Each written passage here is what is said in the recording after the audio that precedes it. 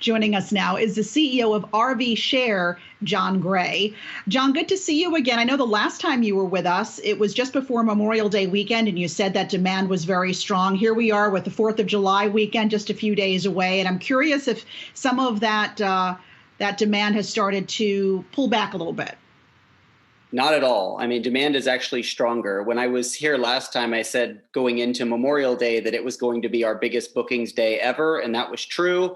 What we're seeing happen for the 4th of July is it's going to be even bigger. And our expectation is that we'll be even bigger than that by Labor Day. The industry continues to grow. We're seeing a lot more people travel. I think there are people returning to air travel. We're seeing that in the numbers we're getting out of TSA. But we're also seeing a greater number of trips per traveler with some of the flexibility that's come in as companies roll out more flexible working schedules. People are taking their work with them. They're going on longer trips, and they're focusing more on value. And all of that's really good for the RV industry. So, Jon, right now, where are people RVing the most? I know we've talked a lot about how folks really want to head out to some of those national parks. Are there any particular hotspots that you guys are seeing right now? Well, some of the hottest areas this year are the historically, traditional hotspots. So you're seeing a lot of people go to the Grand Canyon. You're seeing a lot of people go to the Smoky Mountains. You're seeing a lot of people go to Yellowstone. And that is a bit different than last year, where people, came to RVing to get out of their houses, but weren't so concerned on where they were going. This year, we're seeing much longer trips. People are driving further once they have the RV. And a lot of these bucket list type of trips where you're going to the Grand Canyon or you're going to Yellowstone are popping back up to the top of areas where people are searching for trips. I don't own an RV. I've never driven an RV, but I'm guessing that they could be gas guzzlers. And I'm wondering how much higher gasoline prices, because we have seen gas prices move up over the past year. How much might that be a deterrent for people considering traveling via RV? Sure. I think it is absolutely a deterrent because people do use, RVs do use a lot of fuel, but we're not seeing it in demand right now. RVs are a great value travel option because they combine your means of transportation with your means of accommodation. So that kind of in and of itself is a value driver. So I think people are a bit less sensitive to the cost of fuel when they're already considering the great value that is provided by using an RV. I have to be honest, I don't think RVs are something that I would ever really use prior to the pandemic, but it definitely has gotten my interest now, especially with the pandemic still ongoing. And I'm sure, as we've seen, obviously, from some of these numbers, so many people are now interested in RVing.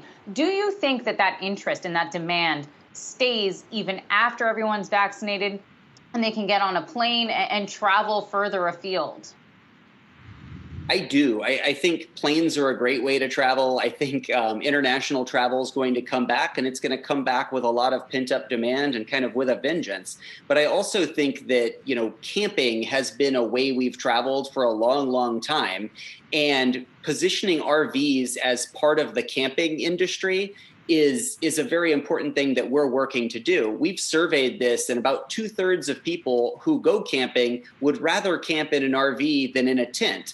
RVs offer some amazing benefits that, camping in a tent really doesn't. So, you can bring an air conditioner with you. You can bring a bed with you. You can bring a bathroom with you. And all of these things, I think, are going to make the camping market a bit more accessible and a bit more comfortable for people who are new to it. Also, I think, and I mentioned this a little bit more a minute ago, but as you see the U.S. move to more of a work from home or work flexibly environment for many jobs, I think you're going to see the number of trips per traveler come up, but not necessarily the budget per traveler. And I think that's going to lead us to more value-conscious travel options like RVing, and that's going to be a long-term tailwind for the domestic travel business as a whole, but also for the RV business. Jon, I know at RVshare you are a peer-to-peer RV rental marketplace. And I'm wondering if you're expecting or you're already seeing people trying to unload their RVs, maybe people who bought one hastily during the pandemic, thought it was going to be a great idea. And now we're saying, I like RVing, but I don't really necessarily want to buy one. Do you think that the market may be flooded with used RVs in the coming months and year? I think that's likely to happen. And I think that's something that's great for our business, because I don't think the people will rush to unload their RVs. I think it'll become apparent to them quite quickly that they use their RVs for a few weeks a year, but there's 52 weeks in a year. So what can they do with the rest of these weeks? And what we do at RVshare is we offer them the ability to take that RV and turn it into a second source of income.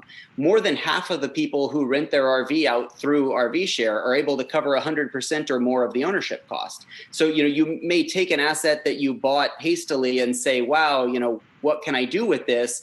Well, you might even be able to turn it into a second source of income that provides cash flow for you. And you can certainly offset a large portion of the costs that you are incurring by owning it.